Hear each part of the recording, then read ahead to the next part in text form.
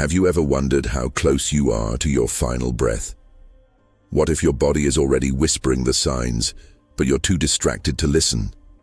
Are you ready, not just physically, but spiritually, emotionally, and mentally, for the final journey? If you've ever felt the weight of your own mortality or sensed something shifting deep within, this message is for you.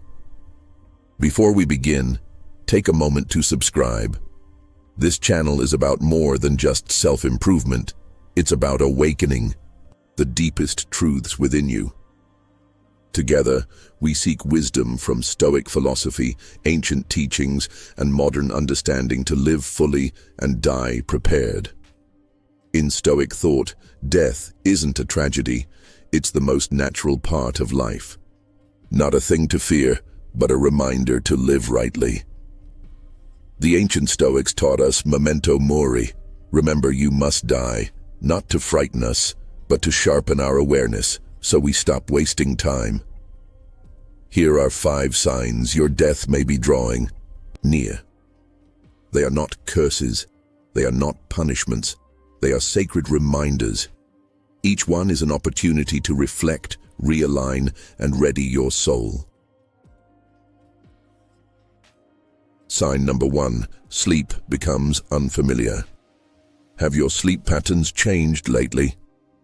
Perhaps you find yourself sleeping far more than usual, drifting into long hours of rest that feel unlike you. Or maybe it's the opposite. You lie awake at night, turning over in bed, watching the hours pass with your mind restless and heavy. Either way, this shift in sleep isn't always random.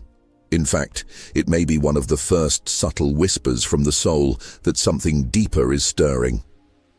In the Stoic tradition, sleep is not merely a biological function, but a sacred pause, a time when the body, free from conscious striving, connects to a more silent awareness. Seneca once said, "As is a tale, so is life. Not how long it is, but how good it is what matters." And sometimes, life begins to pull inward, long before it ends. One of the first signs of this quiet inward pull is a change in sleep. This isn't about laziness. It's not the sleep of procrastination or avoidance. Nor is it simply the sleeplessness of anxiety or an overactive mind. It's something deeper. The body may begin conserving energy, almost as if it intuitively understands that it no longer needs to fuel itself for an endless race of achievement and ambition. The mind, too, begins to step back from the noise. Even in sleepless nights, there's a kind of stillness, a sacred discomfort that points to something more than insomnia, something spiritual. As the body shifts, it prioritizes what is essential. And in that process, sleep becomes symbolic. For some, more sleep feels like a regression into childhood, where peace, comfort, and detachment come naturally. For others, less sleep reveals the fragility of time and the urgency of what remains unsaid, undone, unresolved. Both are valid. Both are sacred. In moments like these, we're not being punished. We're being invited to reflect, to listen, and perhaps to prepare. We are not just physical beings on a random path. We are souls wrapped in flesh, walking a temporary journey. When sleep becomes unfamiliar, the Stoic within us doesn't panic. Instead, it watches quietly, asking, "What is my body trying to tell me? Where is my spirit leaning?" Use these hours wisely. If sleep evades you, let the night become a temple. Read, journal, sit in quiet thought. If sleep overtakes you, surrender without guilt. Rest, restore, reflect. Either way, recognize that the rhythm of rest is sacred. The unfamiliarity of sleep is not just biological, it is often existential. What if this disruption is a call to realign your inner world? What if you're not simply tired, but being invited to slow down so that you may see clearly again? The Stoics believed in listening to nature, including our own nature, and sleep, or the lack of it, might just be nature's most intimate messenger. Sign number 2. Weight loss. Without reason. Have you noticed your body changing in ways you did not intend? Clothes that once fit now hang loose. The mirror shows a frame that seems slightly smaller, almost as if it's withdrawing from the world. And you can't quite explain why. Unintentional, persistent weight loss is one of those signs the body gives us that often goes ignored or rationalized. But the Stoics invite us to look at such signs with sober eyes and contemplative hearts. This isn't always about illness. Sometimes it's about release. In Stoic philosophy, the body is not who we are. It is merely the vessel that carries our true self. Epictetus reminds us, "You are a soul carrying a corpse." While this may sound grim, it is actually liberating. The body will change, wither, and eventually pass away. But the soul, the essence of who we are, can grow even as the body fades. So, when weight loss occurs without clear cause, it may be a signal that something within is shifting. The body, in its wisdom, begins to loosen its grip on the physical world. It conserves, it simplifies, it lets go. This is not always a symptom of disease. Sometimes it is a symptom of transcendence. It is tempting to resist this change, to rush to fix it, to see it as a flaw to correct. But in Stoic thought, not all loss is bad. Sometimes, loss is the space needed for something new to emerge.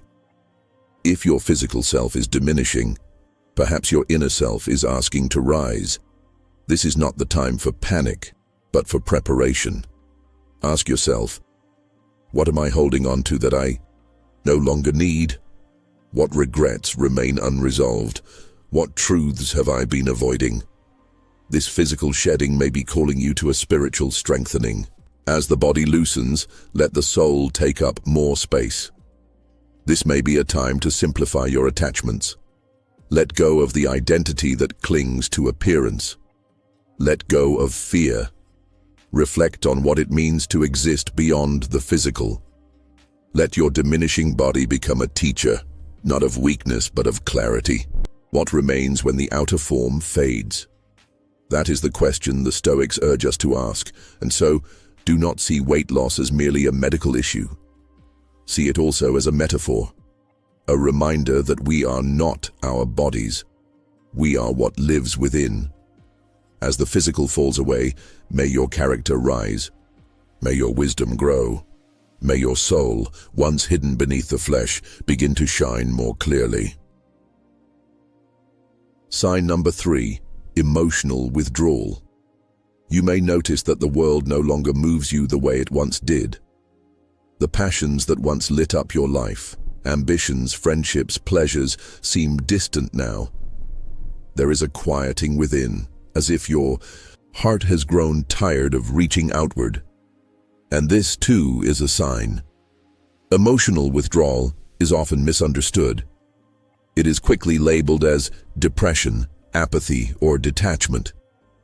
But in the Stoic tradition, this withdrawal can be something deeper, something sacred. It can be the soul turning inward, preparing itself for a return to the source. The Stoics knew that much of human suffering comes from attachment. We cling to outcomes, people, praise, and possessions. But as one nears a threshold, whether physical, emotional, or spiritual, the soul begins to loosen these bonds. What once thrilled you now feels trivial. What once angered you now feels unworthy of reaction. This isn't failure, it's transformation. It may feel unsettling. You may question whether something is wrong, but pause, reflect. What if this is your soul's way of reclaiming space from the noise of the world? What if this detachment is not a falling away, but a returning home? Marcus Aurelius wrote, "The soul becomes dyed with the color of its thoughts." And in times of emotional withdrawal, your thoughts may turn to legacy, meaning reconciliation. This is a gift, not a curse. Use it. Ask yourself, what do I truly value? Who have I wronged? Who do I need to forgive? What burdens am I ready to set down? These are questions the withdrawing heart often whispers. Listen closely. Do not mistake quietness for emptiness. Sometimes emotional withdrawal is the clearing of the stage before the final act. It is a sacred stillness that invites reflection, healing, and preparation. And so, if you find yourself withdrawing, do not fight it. Embrace it as a call to realign, to reconcile your past, to make peace with your journey, and to remember, as the Stoics did, that nothing external can harm a soul that has found its center. Sign number 4. Changes in circulation and breath. The body, even in its final stages, continues to communicate with remarkable precision. One of the most telling signs that the end of life is near lies in the subtle yet undeniable shifts in circulation and breath. These changes are not just biological markers, they are quiet announcements of transition, signs that the body is preparing to let go. Circulation begins to change as the heart slows down and blood flow becomes less efficient. The extremities, hands, feet, and sometimes the nose and ears may become noticeably colder to the touch. This is because the body is prioritizing blood flow to vital organs, redirecting energy away from the peripheries. The skin may appear pale, bluish, or mottled, a marbled pattern that can move gradually upward from the feet and legs. These visual cues are often misunderstood or dismissed as mere symptoms, but they are actually part of the body's natural, graceful withdrawal from the world. Breathing, our most consistent and dependable rhythm in life, also begins to shift. It may grow shallow or develop an irregular tempo, sometimes fast, sometimes slow. There may be long pauses between breaths. This can be unsettling to witness, especially for loved ones who aren't prepared for it. But it is important to understand that this pattern, often called Cheney-Stokes respiration, is part of the body's journey towards stillness. The breathing changes are not necessarily causing distress for the person experiencing them. In fact, many nearing death are not suffering, even when their breath sounds labored. To witness these changes with compassion requires a certain kind of inner steadiness. It is natural to feel fear when faced with signs of mortality, but fear is not the only available response. We can choose to see these changes as sacred, as the body's final way of speaking to us. When a loved one's breath slows or their skin cools, this is not a reason to panic. It is a moment to be present, to offer our silent companionship. It is helpful to remember that breath is more than just oxygen moving in and out of the lungs. It is often seen as the bridge between the body and the soul. From the moment of our birth, our breath has marked our aliveness, and in our final hours, breath becomes the gentle tide that carries us out. Ancient spiritual traditions have long viewed breath as a sacred force, prana, chi, ruach, words that convey not just air, but life force, spirit. As this force diminishes, we are not witnessing just a failing body, but a soul preparing to depart. This transition can be quiet, beautiful, even if we allow it. There is no need for medical heroics or panic in these moments. What is needed is presence. To hold a hand, to offer a soft touch, to speak gently or to remain silent, depending on what feels right. The act of witnessing someone's breath as it slows can be a profound spiritual experience, a reminder of the fragility of life and the courage it takes to let go. In our culture, we are often taught to fear death, to see it as a failure or an enemy. But the body does not view it this way. The body knows what to do. It has its own wisdom, its own timeline. When we witness changes in circulation and breath, we are being invited to trust that wisdom. We are being asked not to resist, but to accompany. To be a companion on a sacred passage. If you are the one nearing the end and feel your breath changing, know that you are not alone. These sensations, though strange, are natural. You are not broken. You are not failing. You are moving through a doorway that every living being will one day approach. Allow yourself to relax into this process. Let each breath, whether long or short, be enough, and if you are the witness, stay close, stay kind. Say what needs to be said or simply sit in silence. These changes are not the end, they are the beginning of something we cannot yet see, but which awaits us all. Sign number 5. The final messages of the body. As life nears its final breath, the body begins to speak in quiet, almost imperceptible ways. These final messages are not conveyed through words, but through subtle gestures, changes in energy, and sacred silence. To those who are paying attention, these signs can feel like whispers from the soul, an invisible hand reaching out one last time before retreating into the great unknown. One of the most profound shifts is in presence. A person nearing death may seem to drift in and out of awareness, their eyes focused somewhere far away. You might notice a soft gaze that appears to be looking beyond the room, beyond the people gathered around. This distant stare is often described by hospice workers as seeing something we cannot. It's as if the veil between this world and the next has begun to thin, and the person is already half on the other side. Other signs are just as subtle. A shift in scent, sometimes described as earthy, sweet, or musky, can accompany the dying process. It is not always noticeable, and it is not unpleasant, but for some, it is an unmistakable sign that something sacred is occurring. The body, in its quiet wisdom, is completing its final transformation. Sometimes there are movements that feel almost symbolic. A lifting of the hand, a turn of the head, a faint smile or tear. These may be involuntary or they may be deeply meaningful, gestures from the person crossing over. It is not always ours to interpret. What matters most is the presence we bring to these moments, not our analysis, but our attention. This is not a time for fixing, for offering solutions or trying to make sense of everything. It is a time for deep listening, not to words, but to the unspoken, the stillness, the shifts in energy. The final messages of the body often come not through the mouth, but through the heart, and we receive them not through the ears, but through the soul. If you are with someone who is passing, your presence is the most precious gift you can offer. You do not need to know what to say. In fact, saying nothing can be the most powerful act of all. A gentle hand on theirs, soft music in the background, a quiet room filled with love. These are the conditions in which the body can release itself, with peace and dignity. There may also be moments of unexpected clarity.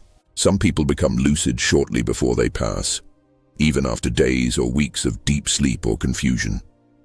They may open their eyes, recognize loved ones, speak a few final words, or express gratitude.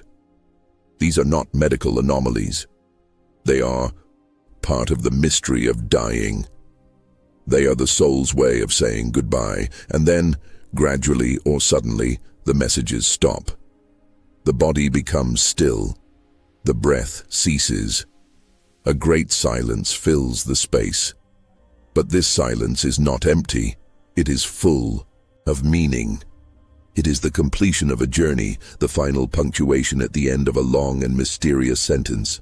The stillness is sacred. Whether you are the one approaching this passage or you are holding space for someone else, remember, death is not the opposite of life. It is a part of life. The final chapter. The soul is not extinguished. It is released, freed, returned. Let the final messages of the body be met with reverence. They are not signs of failure, but of fulfillment. They are not losses, but completions. In these moments, life speaks its last truths. Let us be quiet enough to hear them.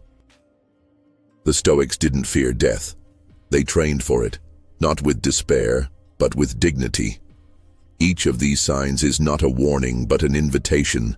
to live with intention, to love without delay, to forgive freely, to make peace with the soul. So, ask yourself today, if this were your last sunrise, would you be ready? If not, what can you change? Now. If this message moved you, subscribe for more reflections that challenge, comfort, and awaken. Share it with someone who needs to hear it. And remember, it's not the length of life that matters. It's the depth of living before the final breath.